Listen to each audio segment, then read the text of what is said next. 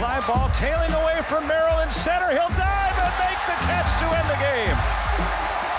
A headlong dive in right center. Merrill, the player of the week, is certainly the player of the day for the Padres. He just won him the game. Oh, screw that guy.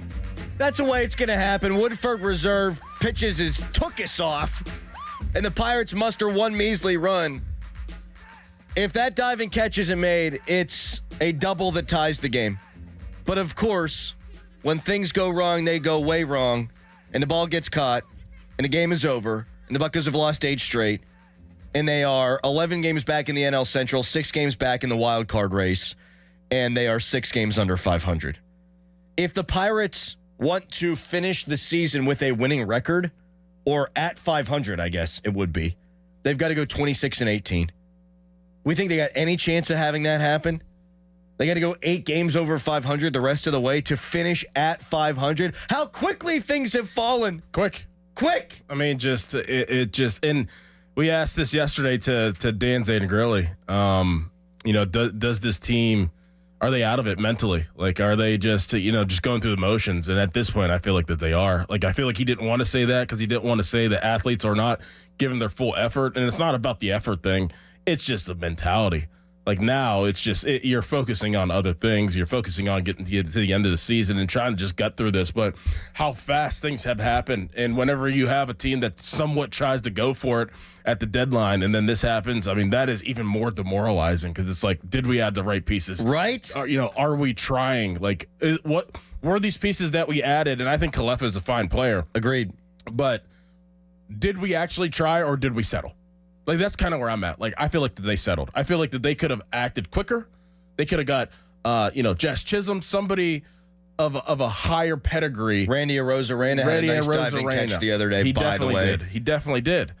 Did they settle or did they actually try to add? I'm thinking that they settled. And I think what happened to me was I had convinced myself that they weren't going to do anything. And so when they did something, I got excited about it. Yes. And I talked Brian De La Cruz up more than Brian De La Cruz should have been talked up because I was just so happy that they actually bought at the deadline. Yep. Instead of selling, instead of standing pat, they did something. And so we talk ourselves into it. I heard Starkey saying it a bunch. This guy's got 32 doubles plus home runs. They're lacking one thing, and it's power, and he has that one thing, so he's going to help. But when you really break down his numbers now upon reflection, he's Edward freaking Olivares, this Brian De La Cruz. And they're not going to make the playoffs. And they're not going to finish above 500. And they've lost 10 of their last 11 games, not just 8-game losing streak. They've lost 10 of 11. And 7 of those games, they've lost by 1 run. So they've been competitive, but that's not the task. The task is make the playoffs as decreed by the owner, 100%, yes, the goal is to make the playoffs. Ben Cherington said on Sunday that they think that this team still has a run in them and that the goal is to make the playoffs. Well, forget about it. So what are we doing? Well, we're telling you that the Fan Morning Show is brought to you by our friends at Guardian Protection, your hometown home and business security company. But what we're also doing now is we're looking ahead to next year. And this kind of hit me as I saw the lineup pieced together last night. How many of these guys have spots legitimately locked down for next year? Like, I think we have a pretty good handle on what the starting rotation is going to be. Skeens, Jones, Keller. Bailey Falter, I think, can be a piece of this. Johan Oviedo, if he's healthy. I think you start thinking about Bubba Chandler as a potential solution. Ortiz. Luis Ortiz, maybe, but he'll be around it. You think he'll at least be a long reliever and an opener in your bullpen. Your rotation should not just be fine. Your rotation should be good. But the lineup. I think there are 3 pretty much sure things that are coming back next year. 3. Yes. Yep. O'Neal Cruz. He ain't going anywhere. And he's probably going to play shortstop. But there's a little question there. Brian Reynolds. You paid him. He's been outstanding. Yep. You can't criticize Brian Reynolds. He's hitting 284 with an 820 OPS. He's been very good. And then Andrew McCutchen. If he wants to come back, he will come back. And so I would consider him basically a sure thing because I think he does want to come back. There's your 3. Nick Gonzalez? 65 games this year. Now, you brought up prior to the show He's a top 10 pick.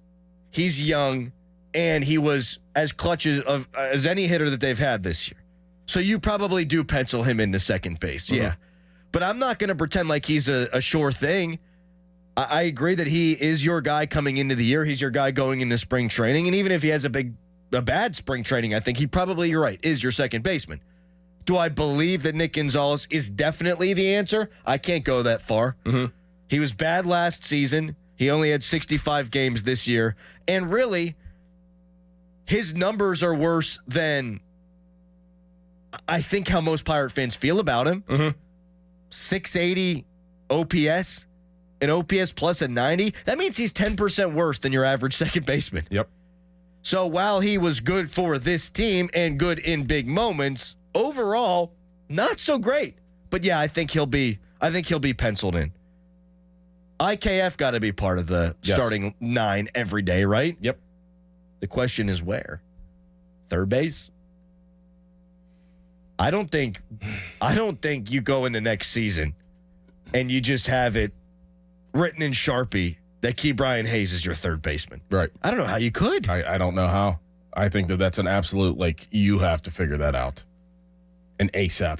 He has been maybe their biggest failure this year. No doubt about it. Right? No doubt about it. And that's even understanding that Henry Davis was horrific. And Sawinski. Oy. You know what? That's a hell of a medal stand right there. But for what the worth is, $8 and change million a year, yeah. I mean, it's not even close. He's got a 593 OPS. His OPS plus is 68. That is 32% worse than league average at the plate.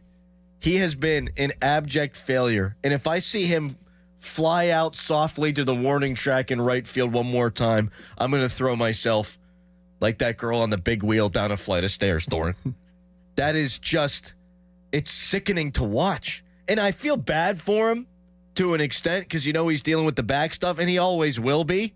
And if he could be a league average hitter, he'd be a valuable piece to any team in baseball with the way he picks it at third. But he's not anywhere near an average hitter at the dish. What's going to happen is that they're going to part ways, and then he's going to be an all-star. He's going to go somewhere else. I could see that. I mean, that he's just the biggest proponent for that happening. That's exactly what's going to happen. You say that, and then in my mind, I fight with that because he's only really hit the ball for 3 months of his entire career. But because he's done that, some other franchise will see that, unlock it, and he will wind up being worth even more than the Pirates have paid him. But I don't think, even if you change hitting coaches and philosophy here, which I do think there's a good chance of happening at the end of the year, I don't know that you can bank on him turning it around. You can't go into next year and just change the hitting coach and say, okay, we're going to throw him out there and we're going to throw Sawinski out there, and we're just going to expect that this new hitting coach, this new philosophy is going to unlock all this untapped potential from guys. You can't do it. You got to part ways. Brian De La Cruz is under control for 3 years after this year. And so you would think that you should absolutely pencil him in to an outfield position. But you can't, right? No. I'm going to give him a little bit of grace because he's so new. Just a tad bit of grace that I feel like he could maybe find something to start the season next year. Just a tad. But you can't. He's not an absolute. Not an absolute. IKF would be, right? Yes, absolutely. I don't really even care where you play him. I just don't know what position. But I feel like you can get interesting by him being the high level productive player that if you do put him as a mainstay somewhere, that you could probably move and shuffle some things around that could actually work. Yeah.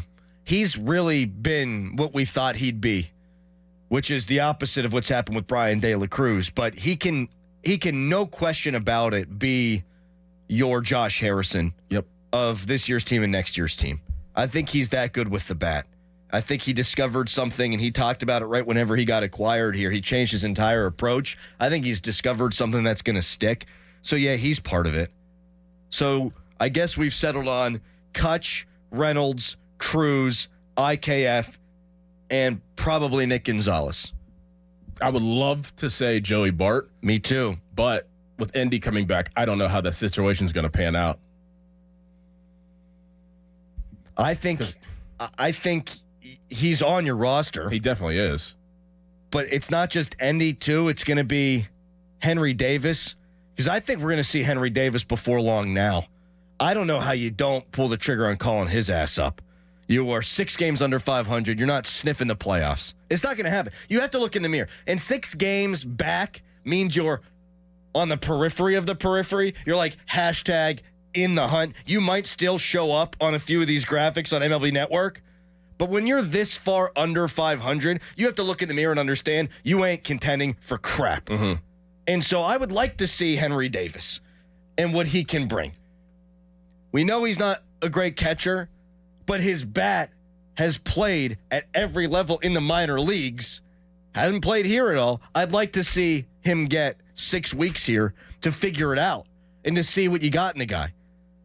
And then you can play around because you don't have a first baseman for next year because you don't bring Rowdy Tellez back.